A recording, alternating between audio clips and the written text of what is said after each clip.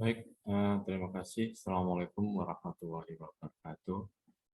Pada kesempatan ini, eh, perkenalkan nama saya Aris Kurniawan, dosen di Program Studi Kewirausahaan Universitas Muhammadiyah Gresik dengan NIDN 0703047704.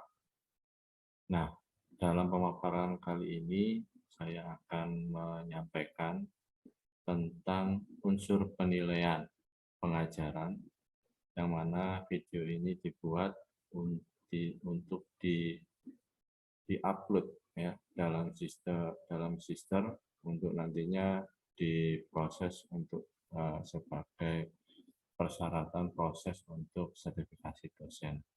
Nah, untuk pengajaran yang saya sampaikan pada kesempatan ini adalah tentang ataupun mata kuliah di inspirasi bisnis. Nah, mata kuliah inspirasi bisnis ini merupakan mata kuliah yang ada di semester gasal, ya, biasanya di semester pertama. Ya. Ini adalah mata kuliah dasar yang cukup penting, ya, menurut saya cukup penting, karena ini memberikan fondasi pemikiran, ya, ataupun pola pikir kepada mahasiswa, pentingnya mereka untuk memiliki mindset, ya, mindset tentang bisnis, ya. Jadi mata kuliah inspirasi ini merupakan mata kuliah yang nantinya diharapkan mahasiswa dapat meningkatkan kemampuan kompetensinya, ya, dalam ilmu pengelolaan bisnis, ya. Kemudian mahasiswa mampu memahami dan menjelaskan tentang alasan untuk memulai bisnis. Nah, cara merintis dan mengelola bisnis, ya, etika dalam menjalankan bisnis, dan cara memasarkan produk dan cara berhubungan dengan karyawan.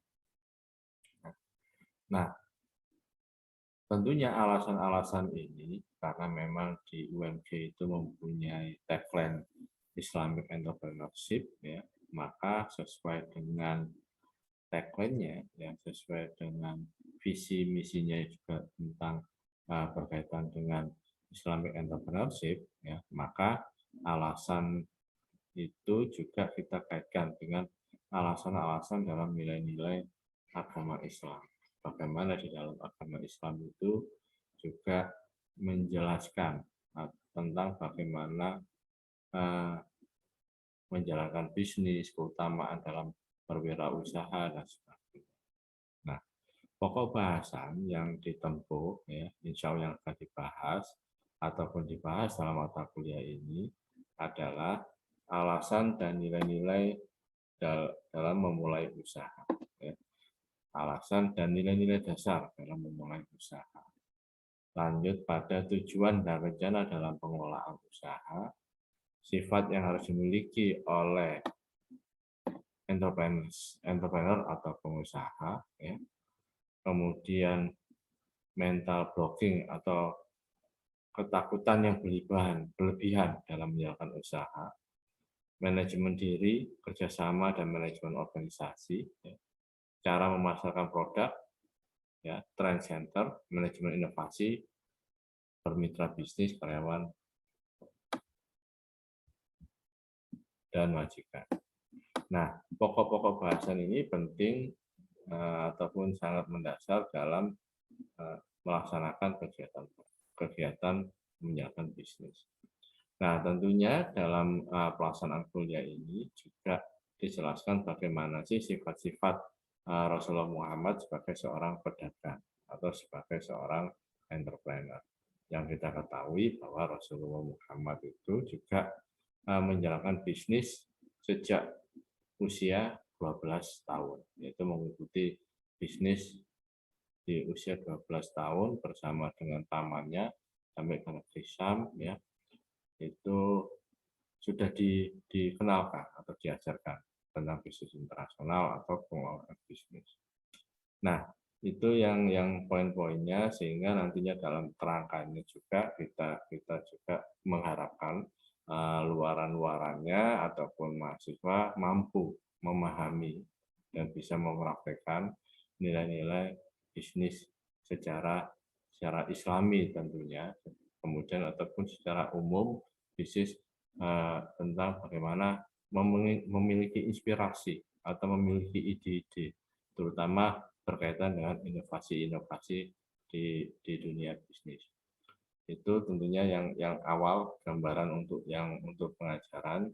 Jadi metode yang digunakan juga karena ini memang di semester awal, itu mayoritas itu kita memberikan penjelasan ya, penjelasan kepada mahasiswa, dan kemudian mahasiswa dipancing untuk memberikan feedback atau pertanyaan terhadap penjelasan yang kita sampaikan. Nah, itu yang untuk penjelasannya, nantinya juga bisa lebih untuk melihat tentang proses perkuliahan yang tentunya sudah kita laksanakan melalui online, melalui Zoom. Baik, terima kasih.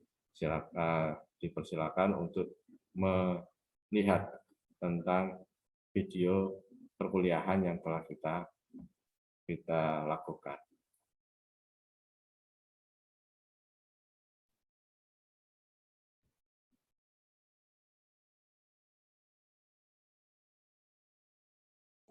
Assalamualaikum warahmatullahi wabarakatuh.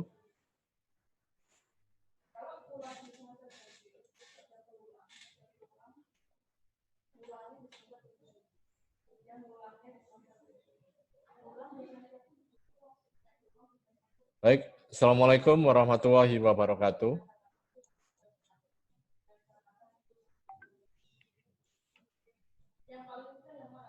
Waalaikumsalam warahmatullahi wabarakatuh.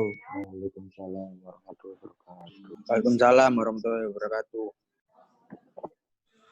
Baik, kita lanjutkan materi. Jadi seperti yang Pak Aris sampaikan pada waktu sesi yang video sebelumnya, itu terkait dengan invention, innovation, and entrepreneur. Ya. Nah, di sini dalam mata kuliah inspirasi bisnis, kita akan lebih mendalamkan lagi tentang sikap kreatif dan inovatif. Mengapa ini penting? Jadi artinya materi ini mengapa penting? Karena tujuannya itu nantinya jenengan semua bisa memahami bagaimana seorang entrepreneur itu harus mempunyai sikap kreatif dan inovatif. Nah, apabila sikap kreatif dan inovatif ini tidak dimiliki, maka sesuatu hal mustahil bagi seorang entrepreneur itu bisa mengembangkan usahanya, karena situasi dan kondisi yang ada dan perkembangan yang ada itu membutuhkan suatu sikap kreatif dan inovatif agar usaha itu berjalan dengan baik, berkembang dengan baik. Nah, contoh sederhananya seperti ini, kita sebelum masuk pada materi. Nah, contoh sederhananya, kalau tidak ada sikap kreatif dan inovatif dalam menghadapi masa pandemi COVID-19 ini, banyak perusahaan-perusahaan itu nantinya akan gulung tikar. Nah, karena para pengusaha itu mempunyai sikap kreatif dan inovatif menghadapi permasalahan atau kondisi yang saat ini terjadi, ya. Misalnya katakanlah dia menjalankan usahanya itu melalui perubahan dengan menggunakan sistem online, maka sikap kreatif dan inovatif ini akan mengembangkan, mempertahankan dan mengembangkan usaha yang dijalankan. Oke, sampai di sini bisa dipahami?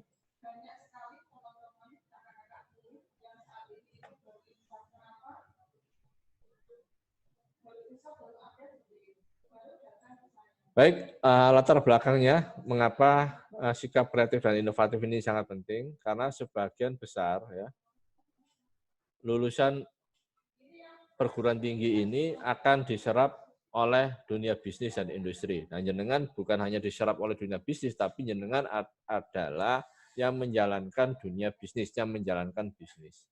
Jadi, yang diserap oleh dunia bisnis saja membutuhkan sikap kreatif dan inovatif, apalagi yang menjalankan dunia bisnis kan begitu.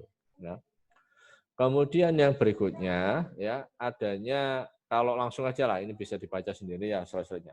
Yang terpenting adanya perubahan situasi dan kondisi. Kita nggak tahu kalau sekarang menghadapi situasi kondisi seperti saat ini pandemi COVID-19. Nanti ke depan bagaimana? Belum lagi ada perubahan teknologi dan sebagainya. Nah ini yang poin-poin yang penting di sini. Nah.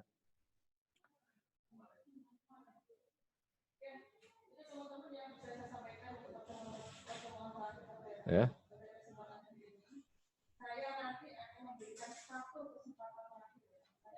Nah, di sini ada problem solving. Nah, apa itu problem solving? Itu adalah penyelesaian masalah atau solusi yang optimal. Nah, mengapa problem solving ini penting? Karena dalam kehidupan ini kita sudah jelas akan menghadapi permasalahan-permasalahan. Tapi yang penting itu bagaimana kita mengatasi permasalahan itu. Ya. Jangan sampai artinya kita terjebak ataupun terhenti atau terhambat dengan adanya permasalahan sehingga tidak bisa melakukan hal-hal yang positif untuk pengembangan diri kita. Ya. Contoh, semua orang bekerja karena memiliki masalah, yaitu untuk memenuhi kebutuhan hidup. Nah, bagi seorang yang memiliki kreativitas, pemenuhan kebutuhan hidup ini tentunya akan berbeda dia tanggapannya dibandingkan dengan yang tidak memiliki kreativitas. Ya. Semua orang akan sudah jelas pasti akan butuh sesuatu untuk memenuhi kebutuhan hidupnya. Nah, bagaimana caranya ini masing-masing orang akan berbeda. Nah, Pak Aris harapkan yang jenengan semua adalah seorang entrepreneur, itu tentunya cara mengatasinya adalah ya memang dengan solusi dengan jawaban sebagai seorang entrepreneur kan begitu. Nah, ini contoh misalnya, semua orang harus menikah karena mereka memiliki masalah untuk meneruskan keturunan dan menyantuni kelak di hari tua. Nah, bagaimana cara menghadapi jenengan pernikahan, bagaimana mengatur rumah tangga, nah ini kan juga butuh suatu ilmu. Demikian juga dalam hal untuk entrepreneur, jangan hanya hanya feeling saja atau institusi bisnis saja, tapi juga perlu adanya suatu ilmu untuk bisa mengembangkan itu. Ya. Yang berikutnya adalah bagaimana mengumpulkan bekal untuk kehidupan di akhirat kelak. Ya semua orang pasti akan mati. Terus bagaimana cara kita mengumpulkan bekal itu? Kan perlu adanya ilmu-ilmu. Nah ini contoh-contoh untuk pengatasan masalah. Ya. Nah apa itu inovasi? Ya. Inovasi itu ya itu adalah tindakan untuk bertujuan memperbaiki kerja atau kualitas bentuk kegiatan. Jadi inovasi itu adalah mengatasi permasalahan-permasalahan yang terjadi. Jadi kalau sekarang ini perlu adanya suatu kendaraan yang cepat, ya, dengan biaya yang murah. Nah itu kan butuh inovasi, maka akan diciptakan kereta cepat. Kemudian sekarang akan diciptakan loop. Loop itu kereta cepat yang ada dalam kapsul. Ya. Nah itu suatu inovasi. Nah itu ada permasalahan. Jadi seorang entrepreneurship itu memandang permasalahan itu sebagai opportunity atau kesempatan. Ya. Ada tetangga jenengan itu butuh katakanlah barang-barang itu di era pandemi itu butuh untuk suplai makanan dengan menu yang sehat. Nah itu permasalahan. Ya kita jawab permasalahan itu dengan melakukan inovasi, kita penuhi kebutuhannya. Ya. Nah itu proses ya. Nah. Kemudian ada piranti keras. Nah, piranti keras itu adalah mesin ya. Itu mesin dan sebagainya. Ini adalah alat untuk membantu proses kegiatan bisnis kita. Ada piranti lunak ya. Ada sistem, metode, cara dan sebagainya. Nah, bagaimana kita bersikap inovatif ya? Kita bersikap inovatif itu, mengapa kita bersikap inovatif? Itu karena memang kondisi ataupun zaman itu berubah, tidak seperti sekarang. Ya. Nah, dalam agama sendiri juga disampaikan, soalnya agama kita juga artinya agama yang sempurna. Dalam artian di hadis itu juga disampaikan, siapa yang sama seperti hari ini, termasuk orang-orang yang rugi kan begitu. Maka yang orang yang beruntung itu adalah hari ini adalah lebih baik dari hari yang kemarin. Ya. Kemudian orang yang celaka itu adalah hari ini yang lebih buruk daripada hari kemarin. Nah ini yang poin-poinnya di situ. Ini termasuk inovatif kan itu. Artinya segala sesuatu harus diperbaiki secara terus-menerus tanpa henti. Jadi tidak ada katakanlah rasa berhenti atau rasa puas. Nah, rasa beda antara orang yang qanaah dengan yang tidak puas dalam hal ini juga berbeda ya. Kalau di sini dalam artian itu bisa memberikan manfaat yang lebih, ya, di sini Pak Aris sampaikan bukan pada penguasaan materi. Kalau penguasaan materi itu kan dia orang yang dia tidak qanaah ya. Kalau qanaah itu dia yang cukup Allah anugerahkan dia dalam bentuk materi yang hari ini itu atau rezeki hari ini itu sekian porsinya, yaitu dia mensyukuri, itu namanya qanaah. Tapi dalam hal mencari solusi itu tidak ada kata sifat untuk qanaah di sana. Misalnya dengan oh iyalah sudah saya tidak bisa kuliah karena memang jaringan saya jelek di daerah saya. Nah, ini bukan qanaah menurut saya. Ini pasrah. Tapi harus kita ada solusi. Nah, solusi bagaimana? Bisa jadi katakanlah di desa jenengan ada BUMDesa di sana. Kemudian pemerintah lagi menggerakkan tentang bakti, artinya kerjasama Kominfo dengan BUMDesa. Nah, BUMDes, nah itu BUMDesa atau BUMDes. Nah, itu bisa dikembangkan jenengan untuk bisa memperoleh jaringan yang lebih baik dan lebih murah. Nah, ini solusi. Nah, itu. Kemudian ya, konsekuensinya ya, siapapun harus bersedia berpartisipasi dalam memperbaiki kualitas kehidupan di segala bidang. Jadi kalau Pak Aris ingat ya seperti di hadis ya, Khairunas anfa'ahum linas. Jadi orang yang baik itu adalah orang yang bisa bermanfaat bagi orang lain. Nah itu. Jadi semakin jenengan bermanfaat bagi orang lain, semakin banyak manfaatnya, itu yang orang yang baik. Nah itu. Nah ini.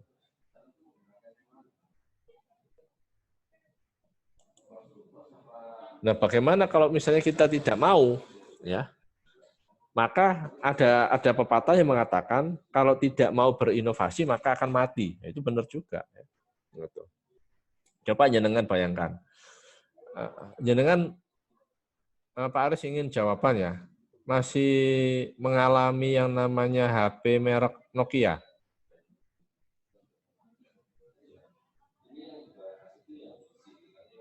Monggo, halo? Masih mengalami nggak HP yang merek Nokia?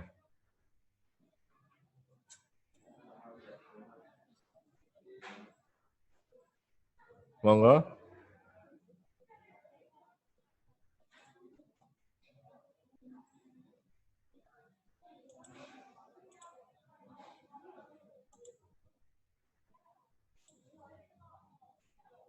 Mbak Indah? Mas Riki? Coba Pak Aris ingin ya. Jadi kalau dikatakan seperti yang dulunya itu berjaya, sekarang itu malah justru mati tumbang karena tidak mau menerima inovasi, ya, itu ya akhirnya akan mati atau kalah, ya seperti contoh kasus Nokia kan begitu. Nah itu karena mereka dia menolak ya inovasi, dan kebanyakan inovasi itu pada awalnya itu ditolak, tapi akhirnya juga digunakan. Nah seperti adanya inovasi untuk bahkan sekelas Xerox pun, ya Xerox itu mesin fotokopi ya, itu juga dulu menolak adanya inovasi penggunaan MOS untuk mesin fotokopi. Nah itu akhirnya digunakan oleh Windows, oleh Bill Gates untuk dia inovasinya kan itu.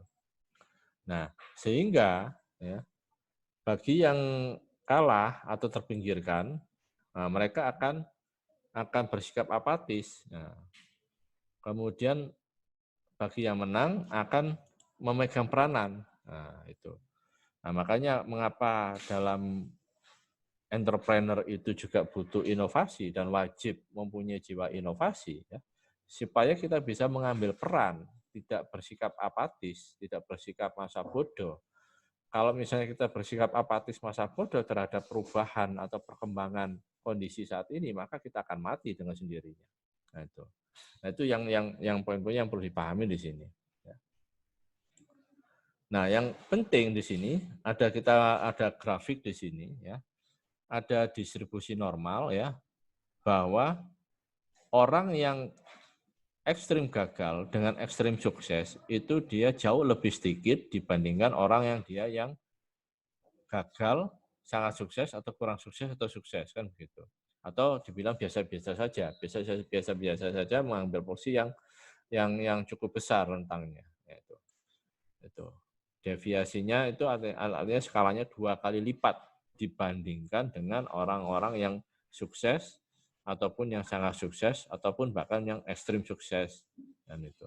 Atau yang kurang sukses, gagal ataupun ekstrim gagal. Nah ini, mengapa ada deviasi seperti ini? Ini disebabkan karena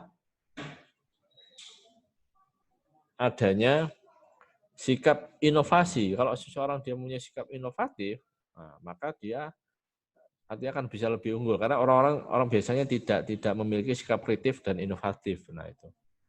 Ya.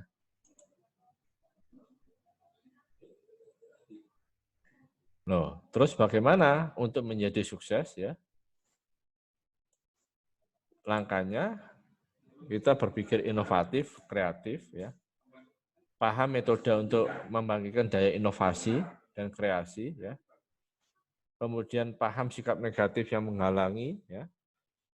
Kemudian memahami sikap positif yang bisa mendorong daya inovatif ataupun kreatif. Nah, ini karakteristiknya, jenengan bisa katakanlah bisa ya. Seorang dia yang inovasi, yang inovatif dan kreatif itu dia memiliki karakteristik ya seperti yang ada di samping sebelah otak kanan kan begitu. Ya, otak kiri dan otak kanan. Ini yang memadukan dia untuk menjadi seorang yang inovatif.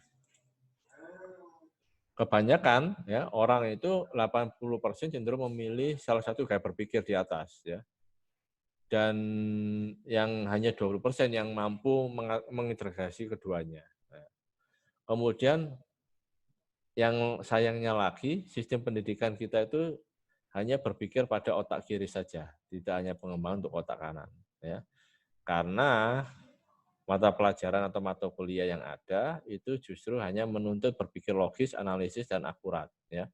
Padahal kreativitas ini justru terletak pada otak kanan. Nah, makanya jenengan di sini tidak hanya terfokus pada katakanlah terjebak pada materi-materi yang dihafal, tapi bagaimana jenengan bisa mencari solusinya, ya, solusi terhadap permasalahan yang ada atau yang timbul. Ya.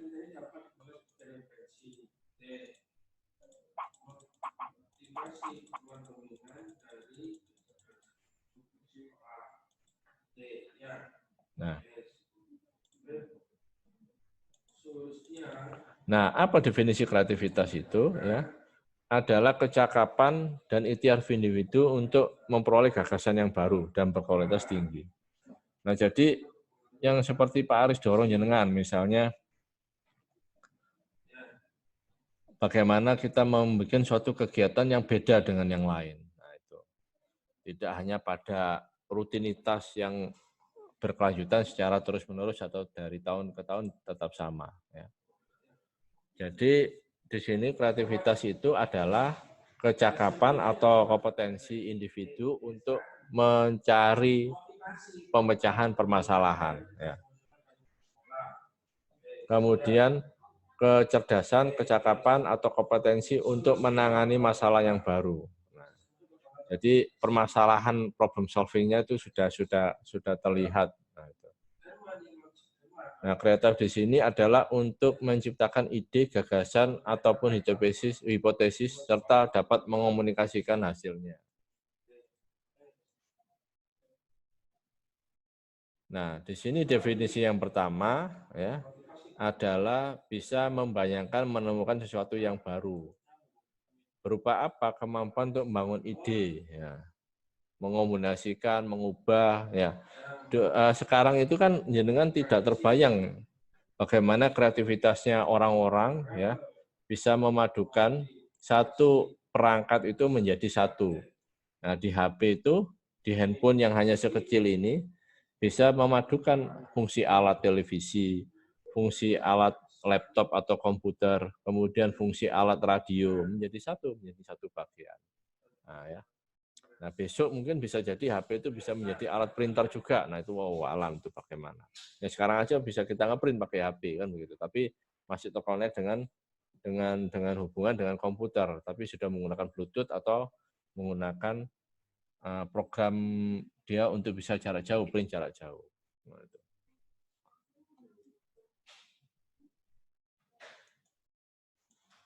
Nah, selanjutnya definisi berikutnya, kreativitas ini sikap untuk menerima perubahan dan pembaharuan.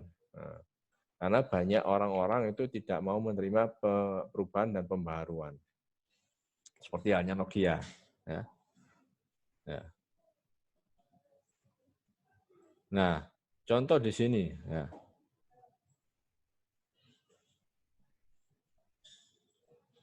Tomat di Jepang itu dibentuk. Ya. Dibentuk itu buahnya itu menyerupai apel, jeruk, atau bahkan berbentuk kotak hati ataupun jantung. Nah, tujuannya untuk menarik konsumen. Itu sampai dibentuk di sana. Agar menjadi pembeda, tidak melulu bulat gitu kan. Kemudian definisi berikutnya adalah sebuah proses, ya, bekerja keras dan terus-menerus memperbaiki ide-ide. Nah, mitosnya itu kreatif itu harus sesuatu yang menakjubkan, sehingga menghasilkan sebuah benda yang hebat, seperti misalnya lampu yang sebelumnya tidak ada. Ya. Padahal realistisnya adalah manfaat untuk penemuan baru. Baik, sampai di sini ada yang ditanyakan.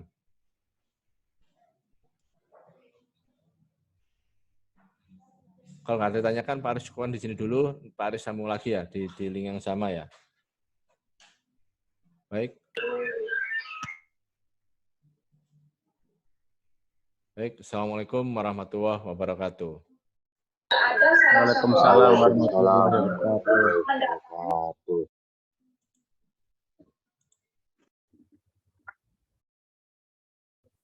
Demikian video perkuliahan yang telah kita laksanakan melalui daring, melalui Zoom, yang dengan topik inovasi.